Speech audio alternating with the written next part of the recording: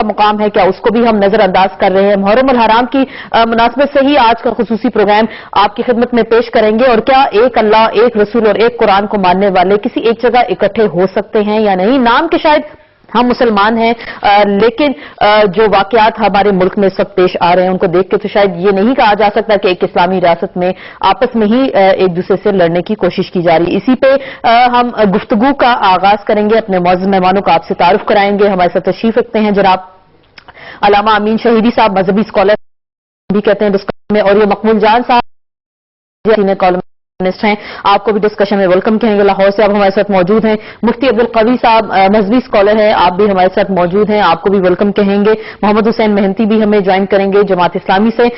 سب سے پہلے اور یہ صاحب ذرا ایک ہم ان کا پوائنٹ آف ویو لے لیں، اور یہ سب یہ پاکستان میں محرم آتے ہی یا پھر ربیع الاول کا مہینہ آتے ہی ہم کہتے ہیں کہ شاید سب سے پہلے دعا مانگی جاتی ہے کہ آرام سے، عافیت سے، سکون سے یہ 2 مہینے گزر جائیں۔ اسلامک ریاست ہے، جیسے ہم نے آغاز میں کہا، ایک اللہ، ایک رسول، ایک قرآن کو ماننے والے، اس پھر اسلامک ریاست میں اس طرح کے جذبات ہیں یا اس واقعات میں کہ پھر ہم کس معاشرے میں اس وقت رہ رہے ہیں؟ دیکھیں، میں بچپن سے ان ساری چیزوں کو دیکھتا آیا ہوں، اور جتنا پرامن ہمارے ہاں محرم کا جلوس ہوتا تھا اور جتنا پرامن جو ہے ربیع الاول کے جلوس ہوتے تھے اور ان کی میلاد کی محفلیں ہوتی تھیں، آپ اس کا تصور نہیں کر سکتے۔ یعنی پورا کا پورا شہر جو ہے وہ چھتوں کے اوپر خواتین، بچے جو تھے وہ ان جلوسوں کو دیکھا کرتے تھے، اور اسی طرح محرم کے جلوسوں کے ساتھ ہوتا تھا۔ ایک فرور تھی، کوئی کسی کو کچھ اندازہ نہیں ہوتا تھا کہ سنی ہے یا شیعہ ہے، اس نے اپنی ایک سبیل لگانی ہے، اس نے اپنا ایک دیگ پکانی ہے، اس نے اپنے چاول بانٹنے، یہ فرق سارا اس معاشرے کے اندر یہ ہے کہ یہ کوئی مذہبی مسئلہ نہیں ہے، یہ مسئلہ سیاسی کب بنا ہے۔ اب دیکھیں، اس دنیا کے پاکستان کے ساتھ بدقسمتی یہ ہوئی ہے، بلکہ مسلم امہ کے ساتھ بدقسمتی یہ ہوئی ہے کہ 2 ممالک ایسے ہیں کہ جنہوں نے اس ملک، اس مسلم امہ کے اندر اپنی ہیجمنی کو قائم کرنے کے لیے ایک کیفیت پیدا کرتی ہے، اور اس کی وجہ سے اس میں معاشرے کے اندر ہیجان پیدا ہوا ہے۔ ایک سعودی عرب، میں کھل کے نام لینا چاہتا ہوں، اور دوسرا ایران۔ ان دونوں ممالک کی وجہ سے مجھے یاد ہے 85 میں اسسٹنٹ کمشنر کوئٹہ تھا کہ جب پہلی دفعہ ایک وہاں پر فساد ہوا ہے ہزاروں کا، اور اس کے اوپر وہ پولیس کے لوگ تھے 12-13، اس کے بعد سعودی عرب کے سپاہ صحابہ بنی اور پھر آپس میں رفٹ شروع ہوئی۔ پھر دوسری چیز ایک اور جو ہے جس نے اس کے اندر بہت زیادہ تیل، مٹی، جسے کہتے ہیں نا، مٹی کا تیل جو ہے وہ چھڑکا ہے اس کے اوپر، وہ یہ تھا کہ سب سے پہلے لوگ محدود تھے، اپنے علماء کرام جتنے بھی تھے اپنے مجالس میں بیٹھتے تھے، اپنی مسجدوں میں بیٹھتے تھے، ایک دوسرے کے خلاف جو مرضی کرتے تھے وہ انہی کے لوگ ہوتے تھے، وہی سنتے تھے۔ ہوا یہ کہ ان ساروں کی تقریریں سب سے پہلے کیسٹوں پہ آئیں، اور پھر ہوا یہ کہ وہ کیسٹیں جو تھیں لوگوں نے گاڑیوں میں سننی شروع کی، گھروں میں سننی شروع کی، اور وہ جو لوگ ایک دوسرے کے خلاف یہ باتیں کرتے پہنچی، پھر سیڈی یوٹیوب پہ چلے جائیں، آپ کو ایک دوسرے کے خلاف وہ بات ملے گی، وہ بات ملے گی، آگ لگانے کے لیے اتنا کچھ ہے کہ خدا کی قسم اگر آپ کو یوٹیوب کی کیسٹیں علماء کرام کی ٹی وی پہ چلانا شروع ہو جائے، اگلے دن اس ملک میں جنگ چھڑ جائے، آگ کے اور خون کے کچھ نظر نہ۔ بالکل صحیح، جو آپ نے جو بالکل ایک بڑا اہم آپ نے پوائنٹ اٹھایا شہیدی صاحب، ظاہری بات ہے جو اوریہ صاحب نے کہا، اور ہم معاشرے میں ایسی مثالیں ہم دیکھ رہے ہیں، جو اس طرح کا کلچر، جو لٹریچر اس طرح کا ہمارے سامنے بھی آتا ہے، تو کیا جو ایک تو میں نے سوال اٹھایا تھا برداشت کا عنصر، تو شاید وہ ہمارے اندر سے ختم ہی ہو گیا۔ دوسرے، کیا اس وقت فرقہ واریت کوشش کی جائے یا پھر اسلامک ممالک کے تھرو جو پاکستان کے اندر اس طرح کا کردار ادا کر رہے ہیں؟ بسم اللہ الرحمن الرحیم۔ سب سے پہلے تو میں اس مقدس اور انتہائی غمناک مہینے کی مناسبت سے تمام عالم اسلام کی خدمت میں تسلیت عرض کروں گا امام حسین علیہ السلام کی شہادت کے اس موقع پر۔ اور ریاض صاحب نے اچھی بات کی، میں تھوڑی سی تصحیح کرنا چاہوں گا، چونکہ واقعہ جو ہے ایران کے انقلاب یا ضیاء الحق سے شروع نہیں ہوتا، اس سے پہلے کا مسئلہ ہے۔ دیکھیے، شیعہ سنی اختلافات یہ ہیں، فات کو شائستگی کے ساتھ اختلافات کی شکل دی گئی ہے، کبھی ایسا نہیں ہوا کہ کچھ تو خون کا بازار گرم ہو۔ شیعہ سنی کے درمیان صدیوں سے رشتے موجود ہیں. شیعہ سنی کے درمیان صدیوں سے معاشرے میں ہم آہنگی، رواداری، محبت اور بھائی چارے کی فضا موجود تھی اور اب بھی ہے. یہ جو بات کی جا رہی ہے کہ سعودی عرب اور ایران کی جنگ شروع ہوئی اور وہ بھی جو ہے اس انقلاب کے بعد شروع ہوئی، تو میں سمجھتا ہوں ایسا نہیں ہے. تھوڑا سا اس کے ماضی میں جانا پڑے گا. ابھی ایران میں انقلاب نہیں آیا تھا. یہ 1962 کی بات ہے. 62 سندھ میں 8 عزاداروں کو قتل کر دیا گیا. اس وقت کوئی انقلاب نہیں آیا تھا. یہ نجدی وہ ٹولہ تھا جن کو اہل البیت کی محبت قبول نہیں تھی. انہوں نے وہاں پر عزاداروں پہ حملہ کیا اور 160 ان کی تصویریں، ویڈیوز، اس زمانے میں جو کچھ ممکن تھا اب بھی موجود ہے. میں فراہم کر دیتا ہوں آپ کو. اور یہ بات کب کی ہے؟ 1962 کی. اس سے پہلے بھی اختلافات رہے ہیں، لیکن وہ اختلافات اگر بہت زیادہ کسی عروج پر پہنچ گئے تو ایک دوسرے کو گالم گلوچ کی حد تک تھی. قتل، اس طرح کے دھماکے، اس طرح کی صورتحال یہ کبھی بھی نہیں رہی. کہ محبت اور صحابہ کا احترام یہ دین کی تعلیمات میں سے بنیادی تعلیمات ہیں. اس پر عمل پیرا ہونا ہر مسلمان کی ذمہ داری ہے. اور کچھ لوگ ایسے ہیں جو اپنی دنیا بنانے کے لیے اپنی آخرت کو داؤ پر لگا دیتے ہیں، اور اس معاملے میں وہ یہ نہیں دیکھتے کہ اس سے امت مسلمہ کا کتنا بڑا نقصان ہوتا ہے. آپ نے 2 مہینوں کی بات کی اور بہت بجا اور درست بات کی، ربیع الاول اور محرم الحرام. ٹھیک. ربیع الاول کس کی یاد میں ہے؟ نبی کریم کی ولادت کی یاد میں ہے. اور وہ مسلمانوں کا سرمایہ ہے.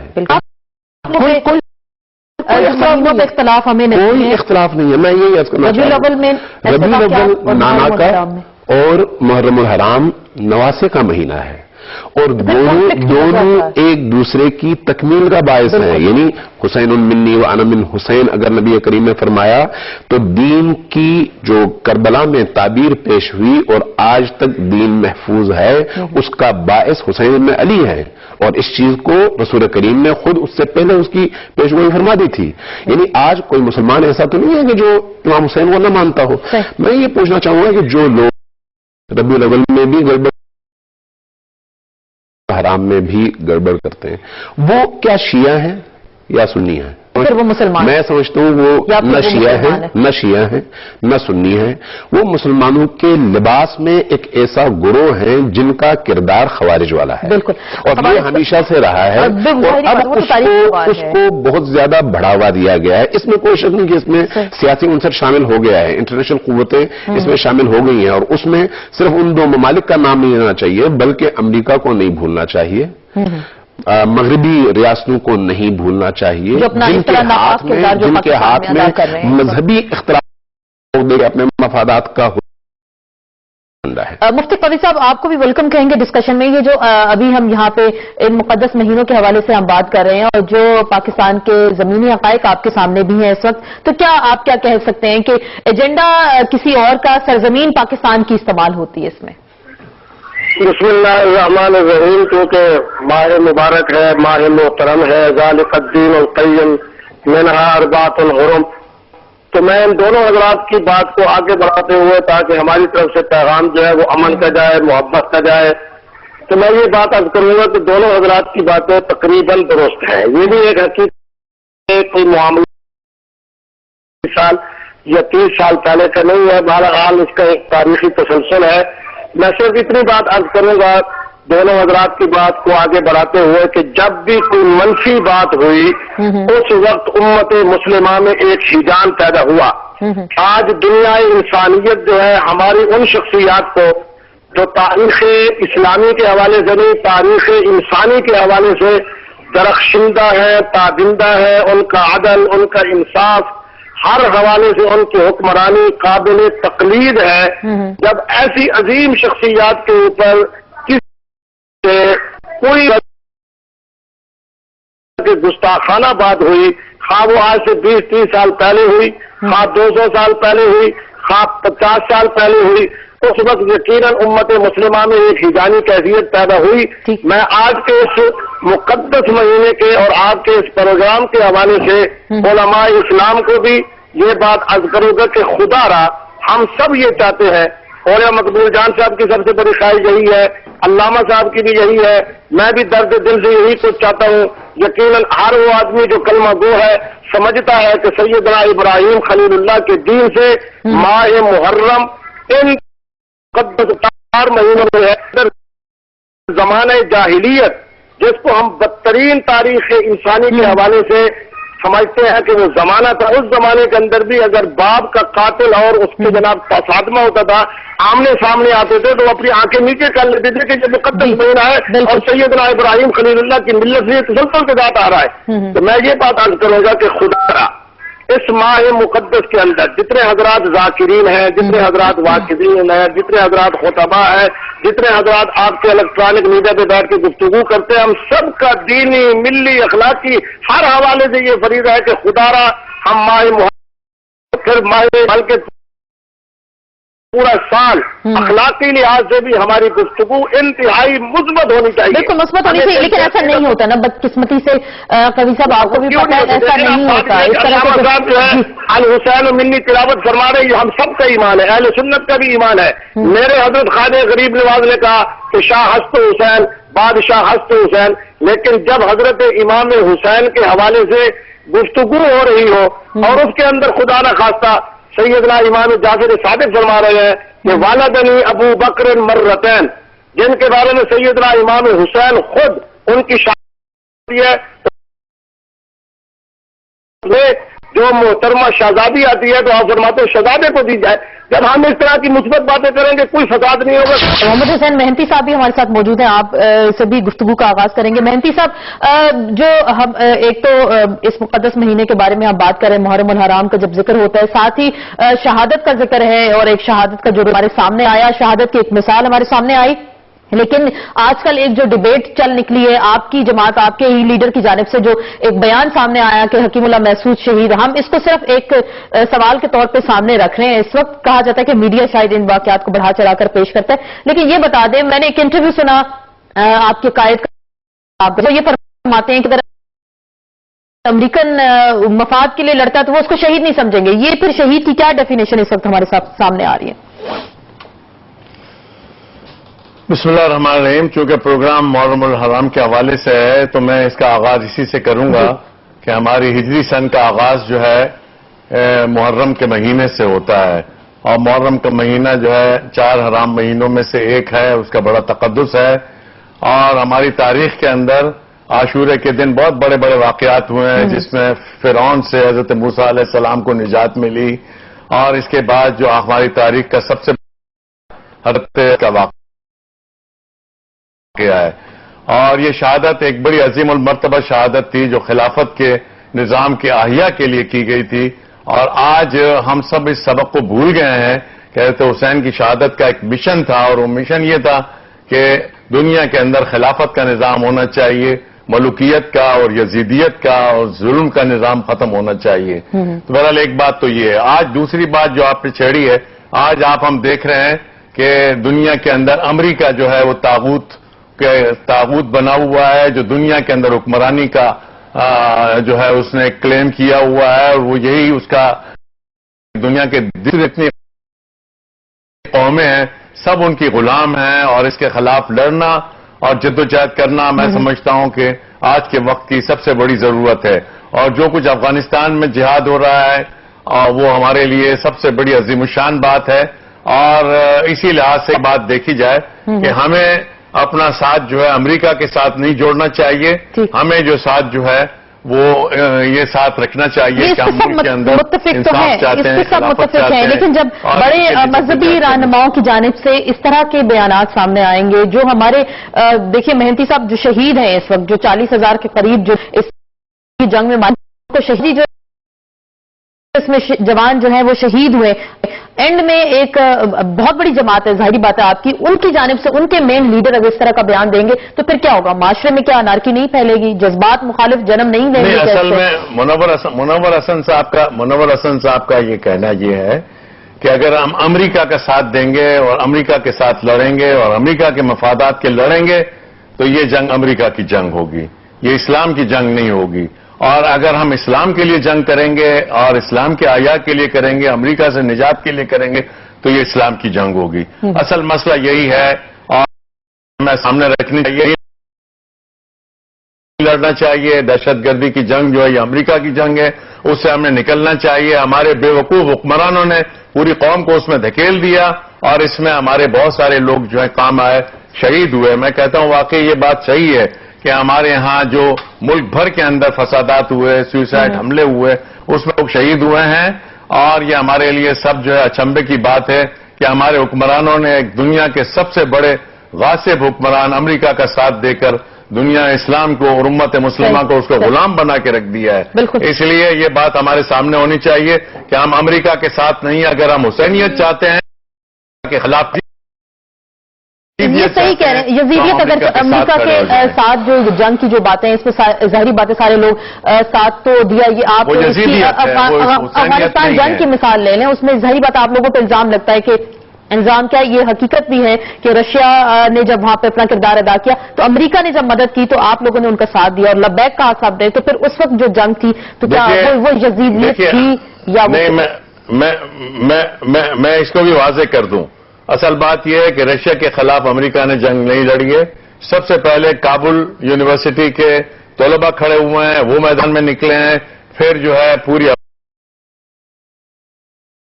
لیکن مدد کرنے والا تو امریکہ تھا، مدد کرنے والا نہیں. امریکہ نے اس کے سر پہ ہاتھ رکھ دیا. امریکہ نے اس کے سر پہ ہاتھ رکھ دیا کہ ہم بھی آپ کے ساتھ ہیں. یہ نہ سمجھیں کہ ہم نے امریکہ کا ساتھ دیا ہے. امریکہ نے ہمارے سر اور یہ سب چلے وہ امریکہ کی جنگ اور اصل جی. اور یہ سب میں آپ سے جاننا چاہوں گی، یہ امریکہ کی جنگ اور جو پاکستان کی مسلمانوں کی جنگ تھی، لیکن امریکہ سرپرستی کر رہا تھا اس جنگ کی امریکہ کی جانب سے فنڈنگ آتی تھی. اور یہ صاحب یہ تاریخ گواہ ہے اور وہاں سے جو کچھ سارے معاملات ہوئے وہ ہم سب کے سامنے ہیں. لیکن ایک تو چلیں اس کے بعد ہم دیکھ رہے ہیں پاکستان میں فرقہ وارانہ جنگ جو ہے وہ چھڑی ہوئی ہے، جو ان دو کے دوران ہم کو زیادہ اس ساتھ دہشت گردی کی جنگ ہے. کیا یہ دونوں اکٹھی جنگیں؟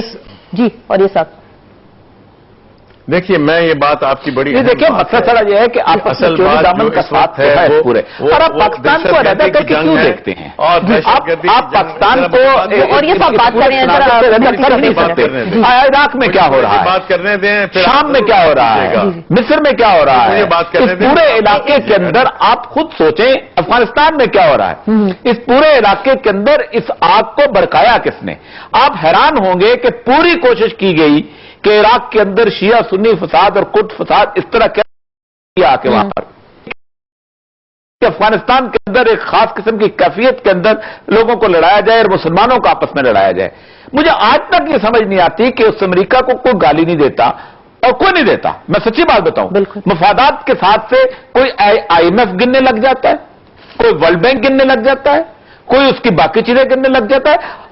گراؤنڈ جو چیز نظر ہی نہیں آتی وہ گنتے ہیں، اور گراؤنڈ پہ لاچیں نظر آتی ہیں وہ نہیں گنتے. گراؤنڈ میں یہ نظر آتا ہے کہ حملے ہیں، گراؤنڈ میں یہ نظر آتا ہے کہ 10 لاکھ 11 لاکھ بندہ عراق میں مر گیا ہے، گراؤنڈ میں یہ نظر آتا ہے کہ 4 لاکھ 5 لاکھ بندہ افغانستان میں مر گیا ہے، گراؤنڈ میں یہ نظر آتا ہے کہ شام میں وہ کس کی مدد کر رہا ہے، نظر آتا ہے کہ پاکستان کے اندر وہ نظر آتا ہے.